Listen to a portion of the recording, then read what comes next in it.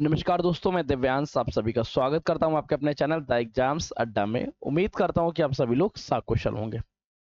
Uttar Pradesh GK के मृदा परिचय में आप सभी का विशेष स्वागत है।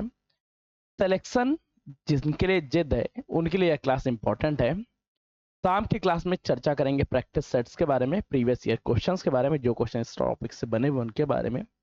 तब तक के लिए आप जुड़े रहिएगा, और अगर आपको सेशन पसंद आता है, किसी दोस्तों के रिकमेंडेशन पे आए या सेशन को पहली बार देख रहे हैं, तो चैनल को सब्सक्राइब कर लीजिएगा। अपने विचारों को कमेंट करके बताइएगा। हम लगातार आपके कमेंट पढ़ने के लिए आतुर रहते हैं। अच्छा, मृदा परिचय हकीकत में मृदा होती क्या है, सबसे पहले उस चीज को देखते हैं। किसी भी सतह की, वर्तमान समय हम लोग पृथ्वी की चर्चा कर रहे हैं तो केवल यहाँ पृथ्वी की चर्चा रहेगी, किसी और ग्रह की चर्चा नहीं होगी। पृथ्वी में जो भूमि है, इसकी ऊपरी है, ऊपरी सतही परत जो है, उसे मृदा कहते हैं। इसकी खासियत क्या है? यहाँ पे मिनरल्स पाए जाएंगे, यहाँ पे खेती की जाएगी, और ये खेती की जाने वाली योग्य जो भूमि है, यह क्षेत्र तो मृदा कहलाएगा। और इस मृदा का निर्माण कैसे होता है? लगातार चट्टानों के अपेक्षा से नदियां अपने साथ कुछ कर लेके आएंगी, उनके द्वारा हो जाएगा। पेड़ पौधे जो उत्पन्न होंगे, नष्ट होंगे, तो वो जीवाश्म में बन जाएंगे।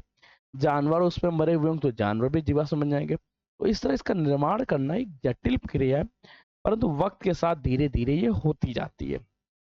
अब जो ऊपरी सतह है, इसी को थोड़ी सी साइंटिफिक लैंग्वेज में बोले तो क्या है?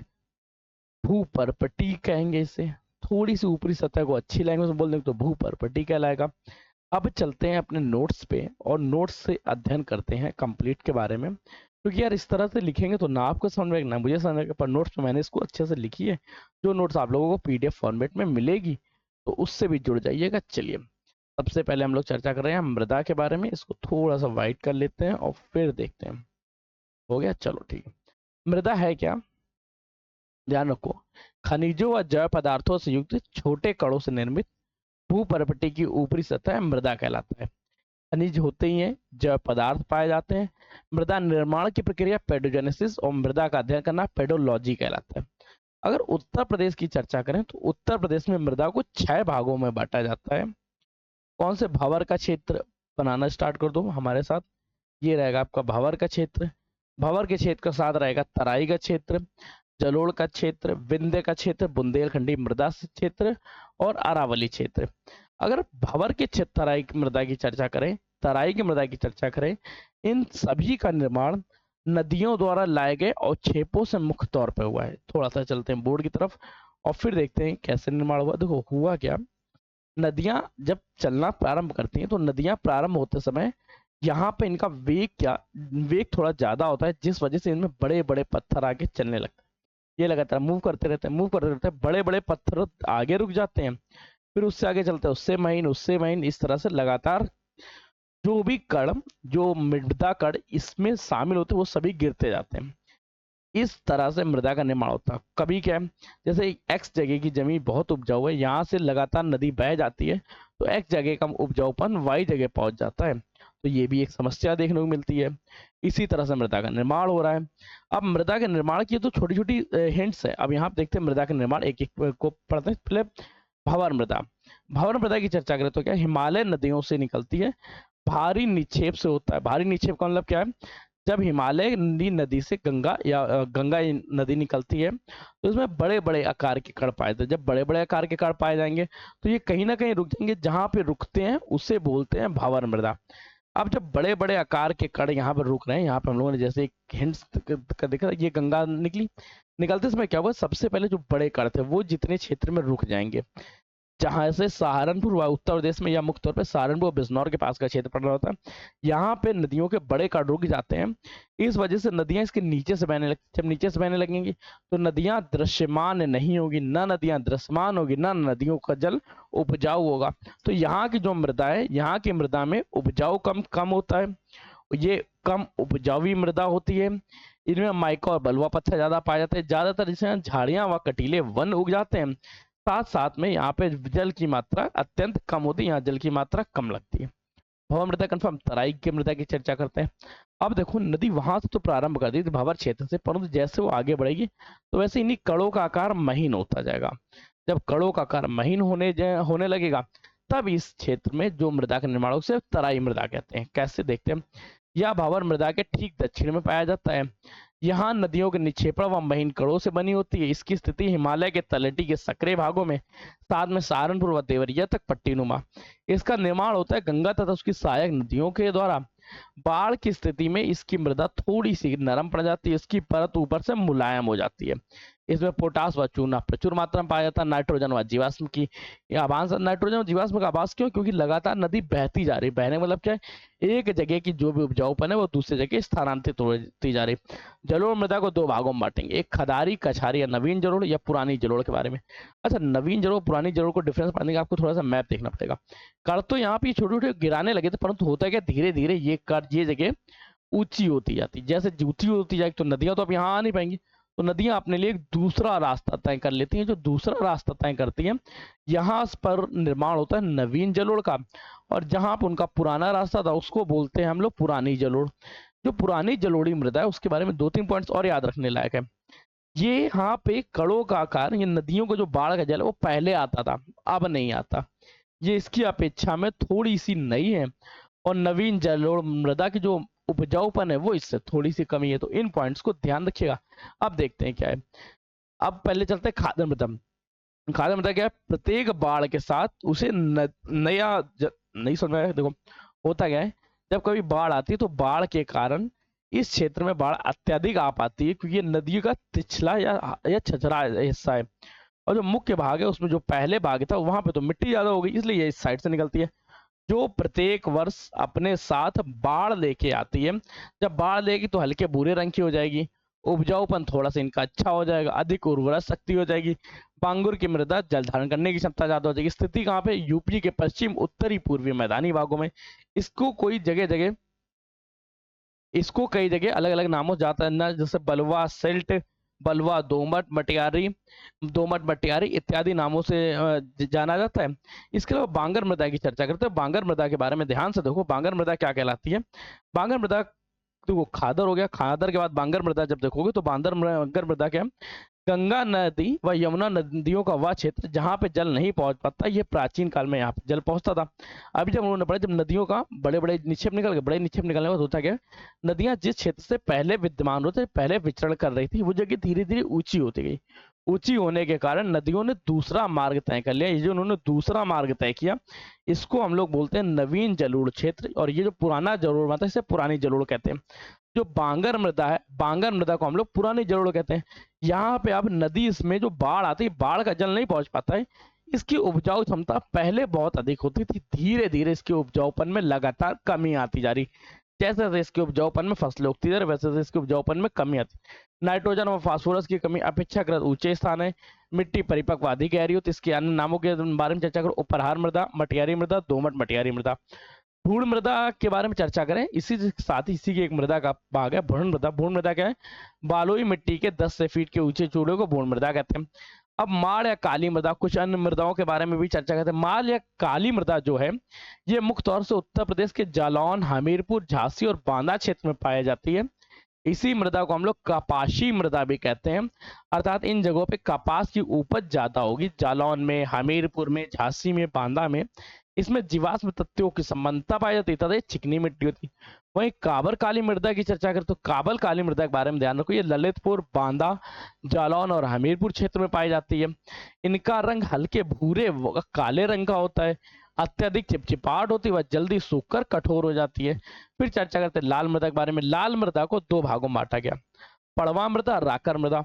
जो पड़वा मृदा है, ये बनावट में तो बालुई मिट्टी के समान होती है, परंतु इसमें दोमट मिट्टी भी कहा जाता है। क्षेत्र कहाँ है, जालौन, हमीरपुर तथा समस्त बुंदेलखंड का क्षेत्र जो है वहां पे पड़वा या परवा मृदा पाई जाती है। ये लाल रंग की, पीले रंग युक्त होती, लाल रंग की मिट्टी है, परंतु ये हल्का सा पीलापन भी ली होती है। राकर मृदा की चर्चा करें तो राकर मृदा मुख्य तौर पे विंध्य क्षेत्र राकर मृदा क्या है, राकर मृदा की खासियत याद रखो। राकर मृदा लाल रंग की मोटे कड़ों वाली मृदा होती है तथा कुछ हद तक इसमें अम्लीय और परागम हल्की मृदा का जब अम्लीय रूप पाया जाता है तो उसे राकर मृदा कहते हैं। ये भी पड़वा मृदा की जगह सेम स्थानों में पाई जाती है, परंतु अगर इसमें अम्लीपन ज्यादा पाया जाएगा तो इसे राकर मृदा कहेंगे। इसमें पोटास की संपन्नता, फास्फोरस व नाइट्रोजन की कमी है। सामान्य तौर पे ढाल युक्त मैदानों में से पाई जाती है, जैसे रोकर या पतली डाकर की जगह। विंध्य क्षेत्र की मृदा की चर्चा करें, विंध्य क्षेत्र में मृदा, ये मृदाएं राज्य के बघेलखंड पठार व विंध्याचल पर्वतीय क्षेत्रों में पाई जाती है। विंध्य का क्षेत्र क्या है, जब हम लोग यूपी को पढ़ रहे थे तो यूपी को पढ़ते समय हम लोगों ने देखा था उत्तर प्रदेश का कुछ भाग दक्षिण में मध्य प्रदेश से लगा हुआ है, यहाँ का जो क्षेत्र है यहाँ पे पहाड़ी क्षेत्र ज्यादा पाए जाते हैं। जब पहाड़ी क्षेत्र ज्यादा पाएंगे तो यहाँ की मृदा में भी विंध्य क्षेत्र का थोड़ा सा गुण पाया जाएगा। इनका निर्माण आर्कियन ग्रेनाइट चट्टानों के क्षरण से होता है। इसमें फास्फोरस, नाइट्रोजन व जीवाश्मों की कमी पाई जाती है। स्थानीय रूप से इसे भुट्टा भी कहा जाता है। चर्चा करते हैं अरावली मृदा के बारे में। अरावली मृदा क्या है, आगरा के केवल कुछ हिस्सों में पाई जाती है। रंग लाल रंग का होता है। इसका निर्माण चंबल व उसकी सहायक नदियों के निक्षेप द्वारा की गई। मतलब चंबल की जो सहायक नदियां हैं वो अपने साथ जो जो निक्षेप लाती गई, वो जहां जहां गिराती गई, वहां पे इस तरह की अरावली मृदा का निर्माण हो गया। अरावली मृदा के बाद हम लोग चर्चा करते हैं मृदा के कुछ स्थानीय नामों के बारे में, फिर जिले वाइज मृदा, और उसके बाद हम लोग क्लास को एंड करेंगे। स्थानीय नाम में चर्चा करें, बांगर मृदा। बांगर मृदा के अन्य नाम इन्हें पुरानी जलोढ़, उपरहार मृदा, दोमट मिट्टा, मटियारी मृदा व बालुई जालोढ़ मृदा कहते हैं। खादर मृदा की चर्चा करें तो खादर मृदा को बालुई मृदा, नवीन जलोढ़, कछार मृदा, दोमट मटियारी तथा सिल्क बलुआ पत्थर कहते हैं, सिल्क बलुआ मृदा कहते हैं। ऊषर मृदा की चर्चा करें इसे रेह मृदा, बंजर मृदा तथा कल्लर मृदा कहते हैं। बुंदेलखंड की मृदा को लाल मृदा, परवा मृदा, माड़ व भोट मृदा कहते हैं। काली मृदा की चर्चा करते हैं इसे भूट मृदा कहते हैं। तो ये पॉइंट्स याद रखिएगा, एक बार रिवीजन कर लीजिएगा। फिर हम लोगों ने चर्चा करते हैं जिले वाइज। जैसे लाल मृदा जो है, लाल मृदा मुख्य तौर से मिर्जापुर, सोनभद्र, झांसी, चंदौली, दक्षिण प्रयागराज में पाई जाती है। ऊसर और रे मृदा की चर्चा करें तो ऊसर मृदा अलीगढ़, मैनपुरी, कानपुर, सीतापुर, लखनऊ, इटावा, रायबरेली क्षेत्रों में पाई जाती है। बंजर मृदा की चर्चा करें गोरखपुर, बस्ती, महाराजगंज, कुशीनगर, सिद्धार्थनगर में। पड़वा मृदा हमीरपुर और जालौन क्षेत्र में। राकर मृदा क्या है, दक्षिण पठारी मैदानी भागों में। माट मृदा क्या है, उत्तर प्रदेश के पूर्वी क्षेत्रों में पाई जाती। भोंड मृदा की चर्चा करें विंध्य पर्वतीय क्षेत्रों में। और काली मृदा जो है जालौन, झांसी, ललितपुर, हमीरपुर क्षेत्र में। उत्तर प्रदेश की मृदा के कुछ अन्य मृदाओं के बारे में चर्चा। माट या बांगर मृदा पूछ ले। बाट और मागर मृदा जो है वो सिद्धार्थनगर, गोंडा, बहराइच, बस्ती, गोरखपुर जिले क्षेत्र में पाई जाती है। इसकी जल ग्रहण की क्षमता ज्यादा होती है, जल ज्यादा अच्छे से ग्रहण कर लेती है। वहीं गुण मृदा की चर्चा करें, गुण मृदा से जल प्रभावित इलाकों में मिट्टी को कहते हैं। नदी के किनारे जो क्षेत्र में जहां पर लगातार बाढ़ आती रहती है उस क्षेत्र की मृदा को गुण मृदा कहते हैं। माट मृदा की चर्चा करें तो कुशीनगर क्षेत्र में पाई जाती है। इसमें एल्यूमिनियम के अयस्क बहुत पाए जाते हैं। माड़ मृदा की चर्चा करें, माड़ मृदा के लौह एल्यूमिनियम से संपन्न है। प्री कैंपेन चट्टानों में क्षरण होता है, ये रेंगुर मृदा के समान चिकनी होती है। भूण मृदा की चर्चा करें तो भूण मृदा बालुई मिट्टी में उखड़ खाबड़ निक्षेप होते हैं, हवा द्वारा लाई गई मिट्टी है। टर्सरी मृदा की चर्चा करें तो इसमें आलू और चाय की खेती बहुत अच्छी हुई। पाया कहा जाएगा हिमाचल प्रदेश की घाटियों में पाया जाता है। अब एक बार थोड़ा सा रिवीजन करते हैं, फिर देखते हैं कि उत्तर प्रदेश में मृदा की क्षमता का डाउन होने का क्या कारण है।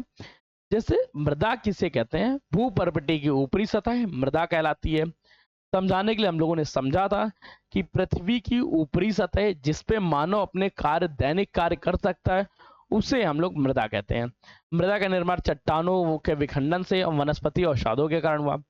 मृदा के निर्माण की प्रक्रिया पेडोजेनेसिस और अध्ययन क्या कहते हैं, पेडोलॉजी कहलाता है। वही मृदा का वर्गीकरण करें तो मृदा को 6 भागों में बांटा गया। भंवर मृदा, तराई, जलोढ़, विंध्य, बुंदेलखंड, अरावली। जलोढ़ मृदा के 2 प्रारूप हैं, खादर व बांगर। नवीन मृदा की लाल व पीली मृदा। बुंदेलखंडी मृदा की चर्चा करें, लाल मृदा, काली मिट्टा, लाल मृदा की परवा, संकर, और काली मृदा को माड़ मृदा। अरावली मृदाओं की चर्चा करें तो इसे लाल रेत और भूरी रेत। फिर हम चर्चा की भंवर क्षेत्र के बारे में। भंवर का क्षेत्र सहारनपुर से वो बिजनौर में फैला हुआ है, बिजनौर के पश्चिमी भागों तक बहुत फैला हुआ है। हिमालय नदी के भारी निक्षेपों से इसका निर्माण होता है। भारी निक्षेप जैसे कंकड़ पत्थर, यहाँ पे नदियां अदृश्यमान हो जाती, दिख नहीं रही होती हैं। ये माइका युक्त बलुआ पत्थर है, साथ ही इसमें झाड़ियां ज्यादातर पाए जाते हैं। तराई मृदा की चर्चा करें तो कड़ों का आकार छोटा सा महीन हो जाता है और ये उपजाऊ क्षेत्र है। हिमालय की तलहटी के सक्रिय भाग सहारनपुर देवरिया में पट्टीनुमा पाया जाता है। इसका निर्माण गंगा व उसकी सहायक नदियों द्वारा किया जाता है। इसके 2 प्रारूप, खादर और जलोढ़ के बारे में फिर चर्चा की थी हम लोगों ने। खादर मृदा में लोगों ने चर्चा की, यहाँ जब प्रतिवर्ष बाढ़ आती रहती है जिस वजह से मिट्टी अर्बन नहीं होती जाती। वहीं जो खादर जो बांगर मृदा है वहां पे पहले कभी नदी जाती थी जिस वजह से पहले उपजाऊ था, अब उसका उपजाऊपन खत्म हो गया है। अधिक उर्वरक शक्ति होती खादर की, चूना, पोटास, एल्यूमिनियम तथा जैव क्षमता होती है। ये हल्के भूरे रंग के छिद्रयुक्त महीन कणाएं होती हैं। स्थिति की चर्चा करें यूपी के बिजनौर में और पूर्व उत्तरी पर उत्तर में फैला हुआ है। इसके अन्य नाम बलुआ, सिल्ट, दोमट, मटियारी। बांगर मृदा की चर्चा करें तो बांगर मृदा है क्या, यहाँ पे नदियां पहले आती थी जिस वजह से पहले क्षेत्र अत्यंत उपजाऊ था। धीरे धीरे लोगों ने दहन करने लगे, इस वजह से उसका उपजाऊपन भी खत्म हो गया। नई यहाँ पे मृदा भी नहीं आ रही थी, नई बाढ़ भी नहीं आती। मिट्टी परिपक्व होती है, अधिक गहरी होती है, नाइट्रोजन फास्फोरस की कमी पाई जाती है, अपेक्षाकृत ऊंचे स्थान है। उर्वरा शक्ति व खाद्य शक्ति की अपेक्षा। अन्य नाम इसके ऊपर हरी मृदा, मटियारी मृदा, बालुई मृदा। पूर्ण मृदा के बारे में चर्चा की। माड़ काली मृदा, काबर मृदा। काबर मृदा ललितपुर, बांदा, जालौन व हमीरपुर क्षेत्र में पाई जाती है। लाल मृदा के दो प्रारूप है, एक परवा मृदा, दूसरा राकर मृदा। परवा मृदा क्या है, इनका अम्लीपन थोड़ा सा कम है। राकर मृदा की चर्चा करें तो इसमें अम्लीपन ज्यादा है, तो वो राकर मृदा हो जाती है। क्षेत्र कहाँ का है, ये जालौन, हमीरपुर व बुंदेलखंड क्षेत्र में पाए जाते हैं। सामान्य तौर पर जो ढाल युक्त मैदान होते हैं, ढाल युक्त मैदानों को दो भागों में बांटा जाता है, मोटी राकर व पतली राकर। फिर हम लोगों ने चर्चा की विंध्य क्षेत्र की मृदा। विंध्य क्षेत्र की मृदा में मिर्जापुर, सोनभद्र, प्रयागराज और चंदौली के राज्य क्षेत्र शामिल है। लाल व पीले रंग की ये मृदा होती है, लालिमा होती है, पर उसमें छोटा सा पाई सकता है, जैसे किसी ने छींटे मार दी हो पीले रंग की। स्थानीय स्थान पर इसे वोट करते हैं। अरावली मृदा चर्चा की, मृदा के कुछ स्थानीय नाम देखे, जिलेवर मृदा को पढ़ा। फिर हम लोग ध्यान देना उत्तर प्रदेश में मृदाओं से संबंधित 2 पॉइंट। सबसे पहले वायु अपर्दन सबसे ज्यादा कहाँ होता है, मथुरा व आगरा में। वायु अपर्दन का मतलब क्या है कि जैसे कोई ये बड़ी सी चोटी है, तो यहाँ से जब हवा सट के चलती है तो इसके किसी ना किसी पार्ट का क्षरण होता है। वो 1-2 साल में नहीं, पर हजारों साल में बहुत ज्यादा इफेक्ट देता है। इसलिए वायु अपर्दन सबसे ज्यादा कहाँ होता है, वायु अपर्दन सबसे ज्यादा आगरा और मथुरा में होता है। जलीय अपर्दन की चर्चा करें तो जलीय अपर्दन हमेशा जल द्वारा मिट्टी का क्षरण ज्यादातर हिस्सों में हिमालय के तलहटी क्षेत्रों, हिमालय के तराई क्षेत्रों में होती है। चलिए सेशन को यहीं रखते हैं, उम्मीद करते हैं सेशन पसंद आया होगा। अगर पसंद आता तो लाइक करिए, दूसरा शेयर करिएगा, चैनल पर सब्सक्राइब कर लीजिए, क्योंकि आपके सब्सक्रिप्शन हमारे लिए मोटिवेशन का और आपके लिए सिलेक्शन के प्रति एक नया कदम होता है। तब तक के लिए कीप स्टडी, कीप स्पेलिंग वगैरह। हिंदी की क्लास चली रही है, कंप्यूटर चलने स्टार्ट हो गई है। स्ट्रैटेजी की क्लास का आज आपका डेमो 1 हुआ होगा। कंप्यूटर की क्लास, हिस्ट्री, यूपी जी की क्लास के ले ही रहे हैं, साथ में जीके जीएस की प्रैक्टिस ऑन हो चुकी है। आप मिलिए नए सेशन नई जानकारी से, तब तक के लिए धन्यवाद दोस्तों।